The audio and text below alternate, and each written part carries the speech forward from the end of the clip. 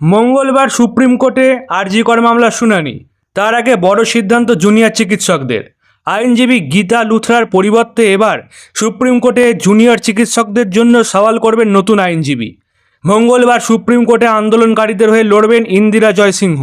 সূত্রের খবর, শীর্ষ আদালতে গীতা লুথরার সওয়াল জবাবে সন্তুষ্ট ছিলেন না আন্দোলনকারীরা।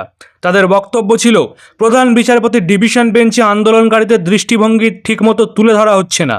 গত সোমবার সুপ্রিম কোর্টে শুনানি ছিল আরজি কর মামলার। প্রধান বিচারপতি DY চন্দ্রচূড়ের ডিভিশন বেঞ্চে একাধিক প্রশ্নের মুখে পড়ে রাজ্য, কিন্তু রাজ্যের তরফে আইনজীবী কপিল সিব্বল একটি বিষয়ে জোর সওয়াল করেন।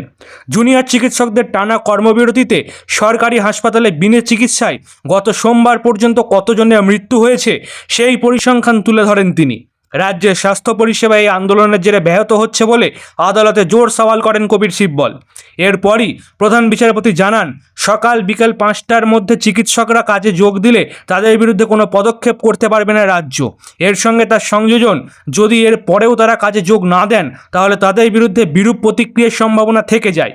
কিন্তু রাজ্যের আইনজীবী যখন এই বিষয়টি নিয়ে সওয়াল করেন, সেদিনের শুনানিতে সে অর্থে সলিসিটর জেনারেল তুষার মেহতা কিংবা জুনিয়র চিকিৎসকদের আইনজীবী গীতা লুথরা সেভাবে কোনো পাল্টা যুক্তি খাড়া করতে পারেননি।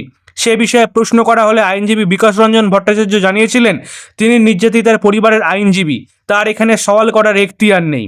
গত 2-3 দিনে জুনিয়র চিকিৎসকদের সঙ্গে মুখ্যমন্ত্রী মমতা বন্দ্যোপাধ্যায়ের মধ্যে স্নায়ুযুদ্ধ প্রবল হয়। নবান্নের সভাঘরে মিটিং ভেস্তে যাওয়ার পরও কালীঘাটে যখন আন্দোলনকারীদের ডেকে পাঠানো হয়েছিল, একটা আশার আলো তৈরি হয়েছিল, কিন্তু আন্দোলনকারীদের কথায় সব সত্য মেনে নেওয়ার পরও বৈঠক হয় না।